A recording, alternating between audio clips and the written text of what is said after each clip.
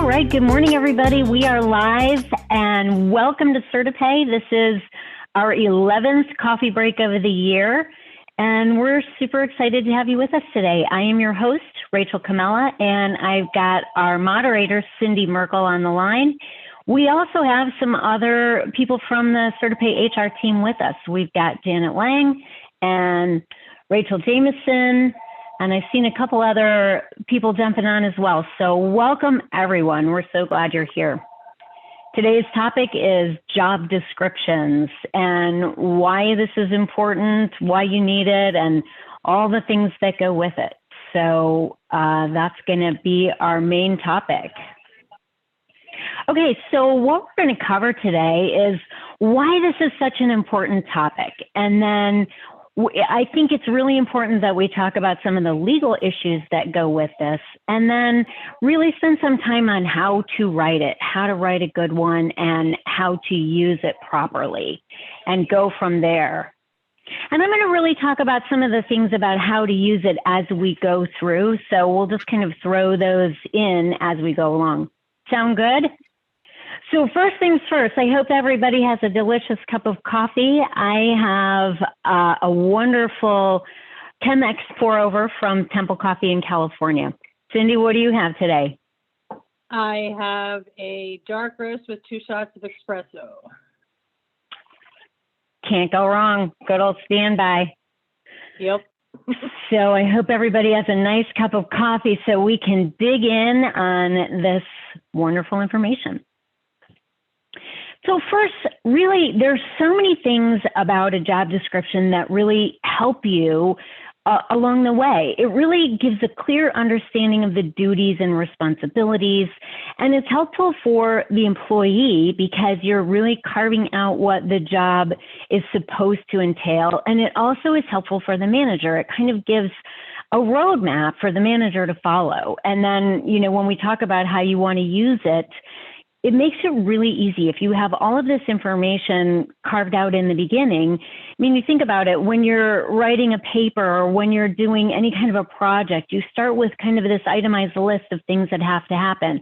You can think of that job description like that, where these items are significant and they're going to help you along the way and keep you on task. So it's a really good clear understanding of what all the tasks and duties and responsibilities and accountabilities, everything that's going to happen is kind of listed down in that job description. It creates some nice boundaries. So it might provide some boundaries that give a clear understanding across departments for how the position is actually situated within your organization or how this position helps the business succeed. So it really gives a good understanding. It also creates boundaries with regards to specific responsibilities. So like in this job description, these are the responsibilities. And in this other job description, somebody else has different responsibilities. So it helps to kind of carve out not only the things to do, but it helps create boundaries and establish where this role fits within the organization. And I think that's an important piece. And so along the same lines of creating kind of a framework, it helps to lay the foundation that facilitates ongoing performance. And when we talk about, you know, how are you going to use your job description, it's a great device, or again, I use the word roadmap, but it helps with performance discussions. So you can refer back to it and say, you know, these are the things that we wanted to accomplish. And, you know, you can use that to say, here's where we need to improve, or here are areas where you're really excelling. You know, you can use that for discussions about improvement or success. And at the same time, you can use that for training and development. So you know all the areas that are working and all of the things that are getting accomplished with success. You can, you know, talk about growth and development in terms of reference to your job description. And it's also a great tool that helps your employee create personal goals.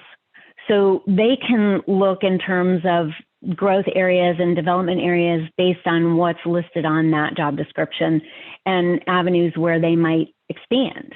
Or they might be able to say, you know, these are the things that I think I can do to expand my role, or even looking at other job descriptions if you're talking about promotions or development and any type of succession planning, or, you know, creating paths for success and advancement for your team. So a lot of ways to use it as a tool. How are we doing so far? So far, so good. Keep going.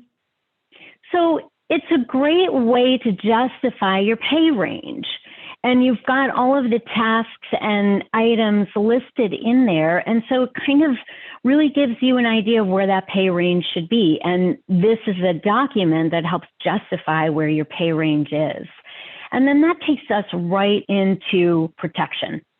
And when you have this device, and we're going to talk about the legal issues right after this, but you can have this kind of documentation actually defends you. It defends your decisions for different things, like why you selected a candidate or didn't select a candidate, or it can help defend the reasoning behind your certain classifications.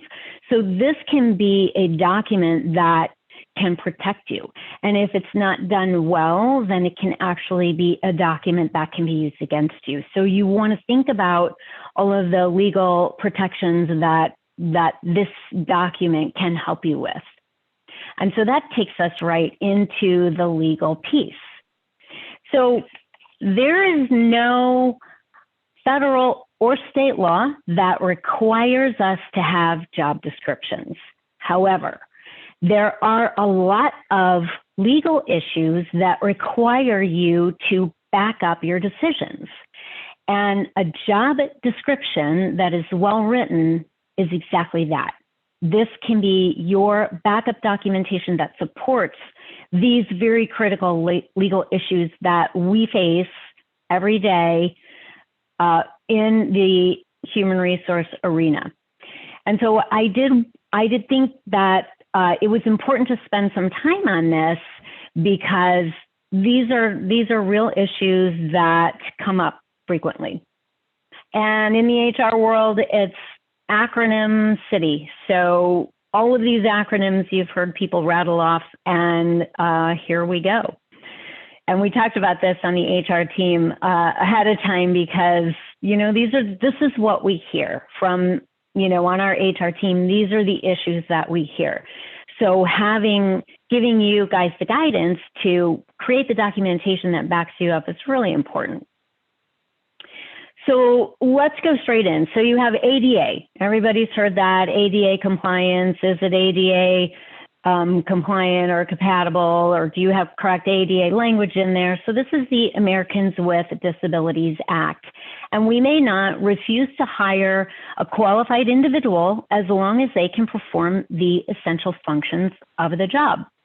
So that's important to keep in your mind when you're writing that job description. And we're going to talk about that in a little bit more detail when we get to the how to write it section in just a bit. So FLSA, our Fair Labor Standards Act, and we use the job description as supporting documentation when it comes to establishing that job's status or classification. So when you hear non-exempt, hourly, or salaried exempt employee, these are the classifications that we're talking about. And it's really important to get this right. And not just the actual classification itself, but back up why you are there. Why do you have that classification? And, you know, years ago, we used to just apply a title that was an exempt title. And now it's very clear that it has to do with the duties and the tasks. So your job description can back up your classification. So you want to be careful there because it can also show a conflict. So if you have somebody listed as a salaried exempt employee, and then you go to the job description and the tasks listed are administrative in nature and repetitive and data entry and you know, answering phones, then you really will have an issue because those tasks do not meet the qualifications for exempt status. So you want to pay attention to this. And as a sidebar, we did do an FLSA coffee break. So you can go back, go to our website under the news tab and go find our previous coffee breaks. They're all going to be listed there, and you can find the one on classifications and make sure you have everybody classified correctly, and then make sure you've got job descriptions that match. And this is your backup. Just Good. as a side note, the Department of Labor has pretty much every job you can think of listed with what they feel the classification of that job is. So if you're ever in question, you can literally Google the job, you know, I don't know, hairdresser, salaried or hourly, and it'll send you to the Department of Labor's website, and it will pull up a PDF that will show you all the requirements for that specific job. Yeah, that's an excellent point. And I actually did reference that later in this. I'm going to talk about that when we're starting our job description, because that is so true. What Cindy's saying is the Department of Labor's site is actually fantastic. There's so much information in there, and we use it frequently. And you can go there and find job titles, even if you're not sure what to title something. You can go there. They have thousands. So it's a really good source of information for you as a business owner to get these correct. Okay. So the Equal Pay Act, this one requires us to pay male and female employees at the same rate for jobs requiring equal skills and responsibilities under the same conditions. And so you want to make sure you avoid things like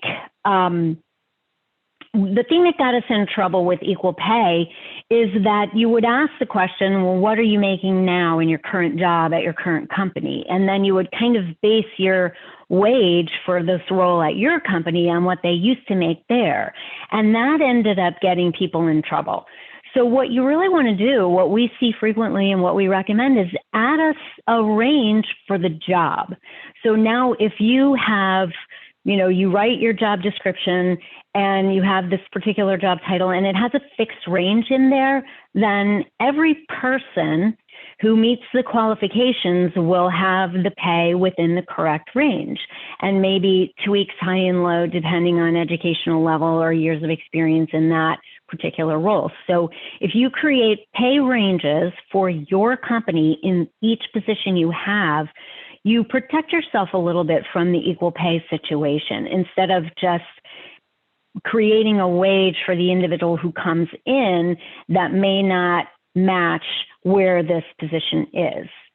Does that make sense? Are we, you know, am I saying that clearly? So you really want to pay attention to creating a range for the job. And it also allows you to hire someone maybe at the lower range that you see a lot of potential that may not be exactly what you were looking for, but you see the growth there. And so you can come in at the lower range, and it also provides room for people to grow.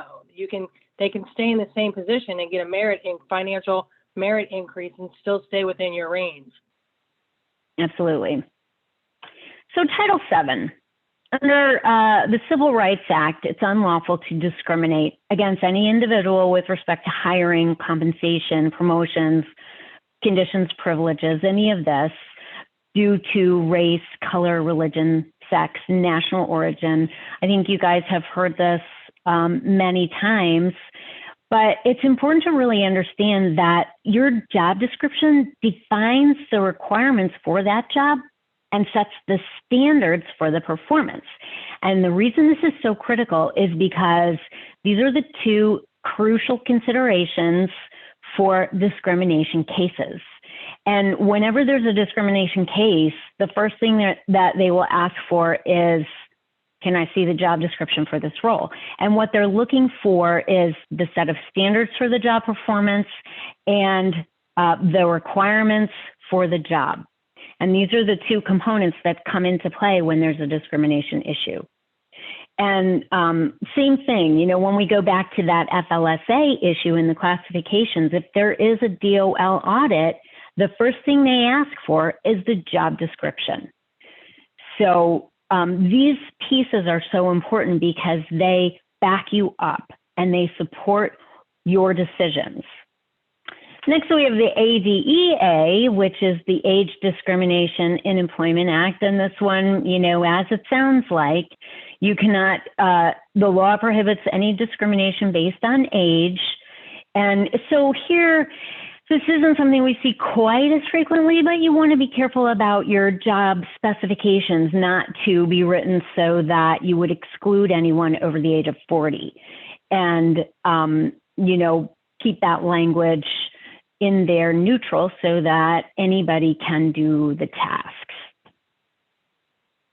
And OSHA is important because, and this is occupational safety and health, and this is important because we have to examine the safety in the job functions and identify any possible hazards and then develop safety procedures. So when you have particular tasks, you don't want to have something written where, you know, frequently climbing a ladder. So you want to consider all of these safety pieces that go with it. So you might say, you know, this job involves frequently climbing a ladder while following all standard safety conditions. So you want to be careful about language so that you are thinking about possible hazards and make sure that there is a safety procedure that goes with it. And finally, state law. There are some variations out there, so be familiar with any specifics to state law that should be addressed if it isn't covered by these other federal pieces. How are we with the legal side?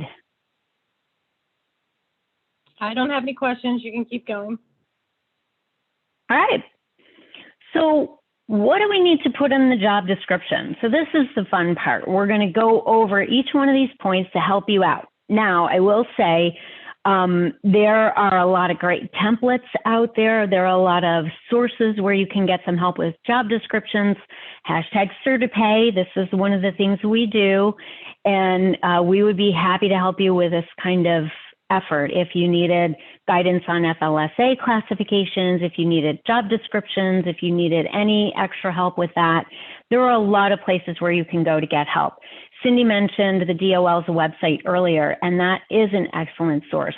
You can find a lot of different job titles listed there, and then some information about what should be included in that. So there are some great sources out there, and we're going to give you some good guidance on how to put them together here and what's important to include, but you can also get help with this and do a combination. So first of all, job identification.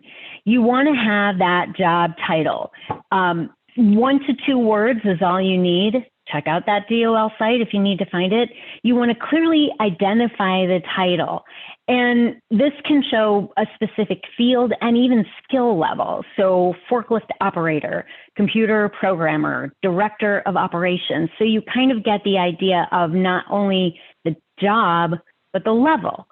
So you can put that together. You know, you really don't want, I've seen some creative job titles out there that are, you know, 7 words long, and, you know, it's a little too much. It really should be short and sweet and capture what it is.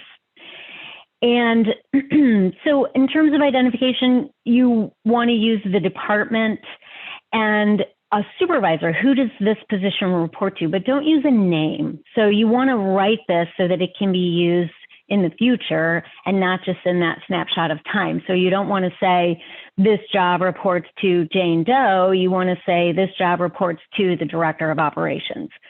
And that way you can continue to use it for additional positions and changes in staff over the course of time. So you also want to include the location or the facility if there's something different. You know, you might have the same job at different locations, so that's important. And then finally, the FLSA classification. So that's important to have on there, again, because this is your backup documentation. So you want to show, is this an exempt salaried employee or job, or is this a non-exempt hourly position and whatnot? So have that classification included in that identification section. Next is a job summary. So This is great because you're going to have kind of the general characteristics of the job. You want to write a brief summary that really just highlights the general characteristics. You know, why does this job actually exist at your company? You know, why do we have this job? You know, a brief statement that kind of covers everything. And if you think of sort of 3 basic rules on that, start with the action word. Instead of, you know, starting with a whole story, you start with performs or produces, assembles, supports, like start with that action word. And then next, you want to talk about you're explaining the job's major function. So this is the what. So you have your action word and then the what, and then the why or how. So this is the purpose or objective. So you might say produces custom medical kits for stem cell procedures. It can be that simple. Or assembles turbine engines for GE's high bypass aircraft. You know, like you cover those 3 points with 1 sentence. That's your summary. I also made up that thing about the aircraft. Yeah, it's like, did you just pull those? Where did you get those jobs?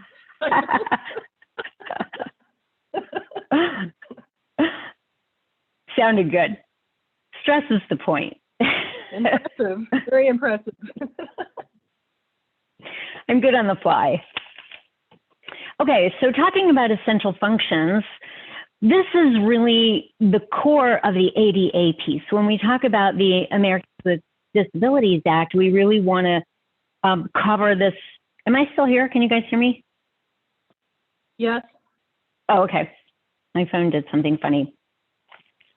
So when we talk about the Americans with Disabilities Act, this is the essential functions are important, not only for that, but this is that roadmap. When we talk about what is critical in this particular job and why do you have this job, this is it right here. This is the meat of it.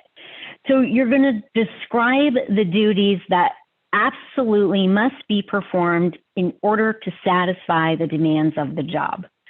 So, you know, you might have some specifics in here, but if it's just kind of you might also do these other things, put those in a different section, like extra things you might be included or whatever.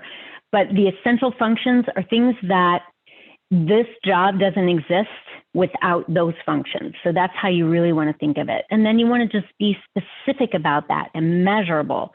So instead of just saying something like perform at required standard, you want to use some measurable metrics like must produce 80 pieces an hour with a minimum of 1 error or without exceeding 1 error, something like that. So you want to be specific in measurable terms.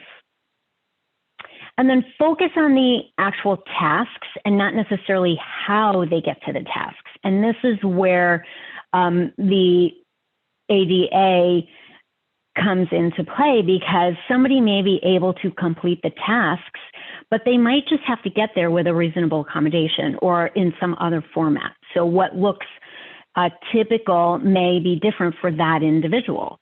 And so if you have in your essential functions, you actually focus on the tasks that must be completed as opposed to how you get there, then you will be safe. And also think in terms of any kind of essential physical demands, mental demands, or environmental criteria. So for an assembler, you might say something like, must be able to coordinate precise hand-eye coordination with detailed finger movements. So you might, you say something specific like that. That is a requirement based on the essential functions of the tasks. Or you might say, for an outdoor construction worker, something like must be able to work in all kinds of weather.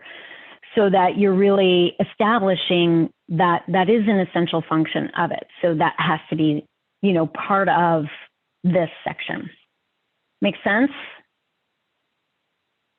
It does.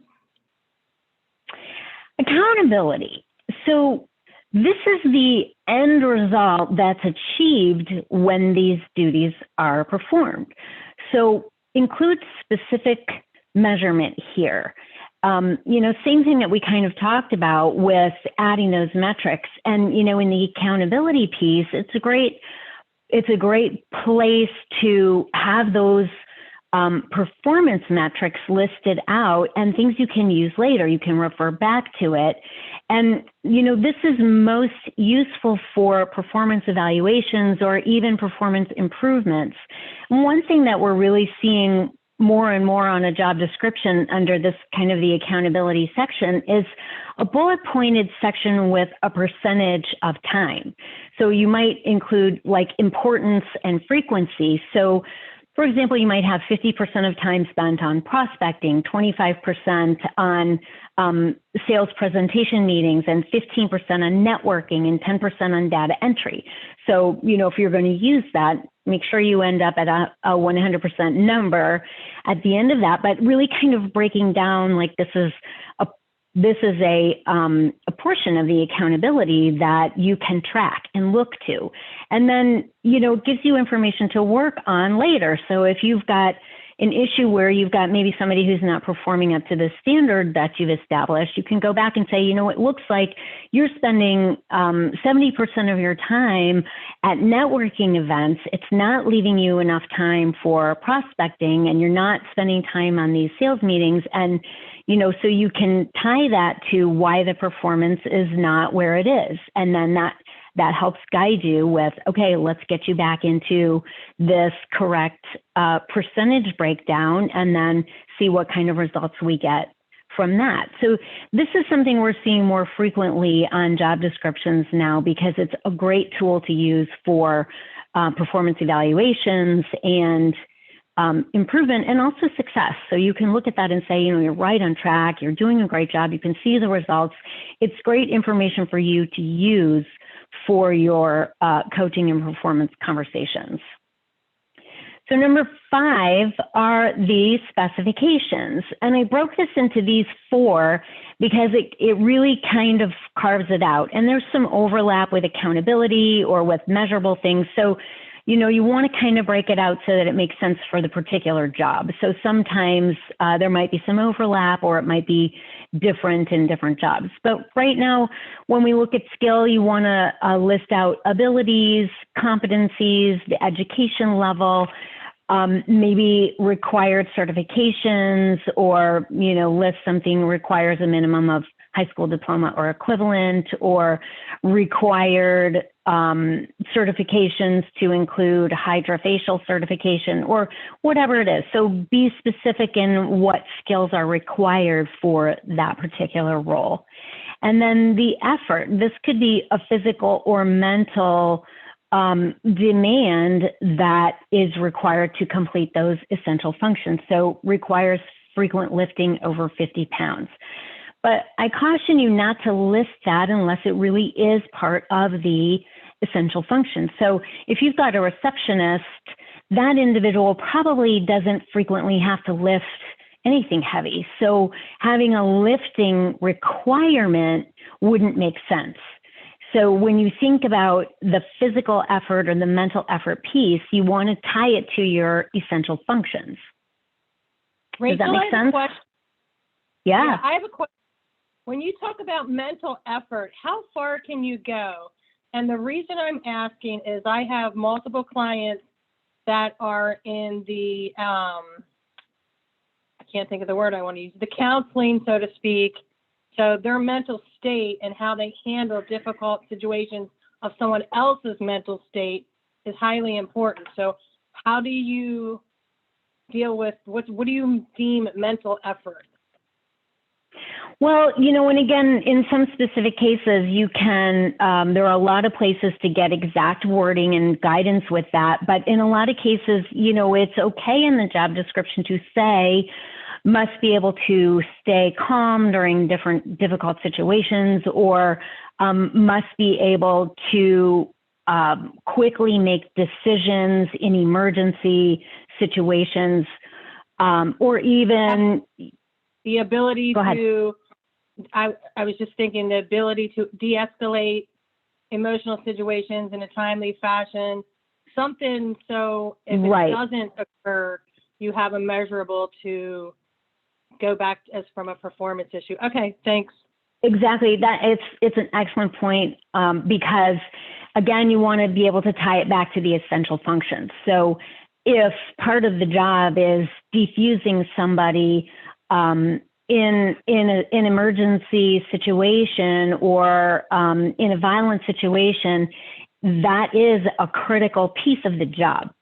So it's okay to list something like that, or the ability to make quick decisions with limited information, or, it's okay to list very specific things if you can tie them to the essential functions. Critical thinking, strategic thinking, things that would be important that you have to be able to tie to those essential functions. That is exactly why this is on there, and that's a perfect example. And then responsibility, something that can be measured by number or extent. So, responsible for maintaining and repairing 20 vehicles over the course of, X amount of time. So something specific on the responsibility that you want to include, again, tying to the essential function. And working conditions, we did kind of touch on in the previous one, but you can specifically put that here under specification. So I think it's good to have a working conditions section, office environment, or describe the work environment, or include the risk factors of the work environment. Something like, this position is 100% outdoors in all types of weather, or things that would have an impact if the working condition is different than what somebody expects. If it's included and tied to the essential functions, then having a list of the working conditions makes sense on here. I think you just also hit on a key point, what the employee expects. I think more often than not, when the job description fails, the employee doesn't understand what the expectation of the job is. And that's where the miscommunication is, you didn't tell me that. I didn't know I had to do that. Absolutely. And that's another reason having this as a document to guide you as a roadmap is very important, because it's good for the employee as well. And we're going to talk about signatures in 1 second, but that's kind of the exact reason. Before we talk about that, let's talk about a disclaimer. So we like to have a disclaimer on there that basically says, this isn't every single thing you might do. There might be some additional things. We might change it. We might add things in. We might take things off. We might tell you ahead of time. We might do it on, a moment's notice. But a disclaimer is a good thing to have. And another thing that we also like to have on there along the same lines is that every employee is required to follow the company's policies and procedures. So you want to kind of have that disclaimer statement and the don't forget you have to follow our policies. So just because something's listed in the job description, if there's something in the handbook that says, you have to behave this way or that way, or code of conduct or whatever, we don't want the employee to say, well, that information isn't on my job description. So you want to put link the overall behavior with your company policies. So just one, a quick disclaimer line about this isn't everything, there could be more, and then a line that says, and you have to follow all the company policies as well. And then to Cindy's point, the signature is really important. This is your validation. It's important to get this it validates your job description, and it shows that your employee received it, understands it. Go over it with your employee and have the conversation. This is our guideline. This is what we're looking for, all of these pieces, and get that signature on there so that, just like Cindy said, if a situation comes up, or if you're using this as a tool for development or performance, then you can go back and say, we know you knew this because here's your signature from last year or from last quarter when you started, whatever it is. And so they can't say, oh, I didn't know about that. And, it's another thing, if there's an issue, you terminate somebody for poor performance and then they feel a wrongful termination or whatever it is, you've got some good backup. You can say, here's all the things that the employee did or didn't do, and we know they were aware of the job duties and the essential functions because here's their signature. So again, this is your backup, and it will help protect you. It will help guide you. It can help develop the employees. It has all good things. And also add that signature line for the supervisor. You know, it makes sense to just include both people because that's the person who's going to be using it as a tool. And then, you know, everybody understands they received it and they understand the requirements and, you know, the location and the risks and everything that goes with it. Any questions so far? No, ma'am. So just to kind of go over some of the final thoughts before, if anybody does have questions, we'd love to hear them.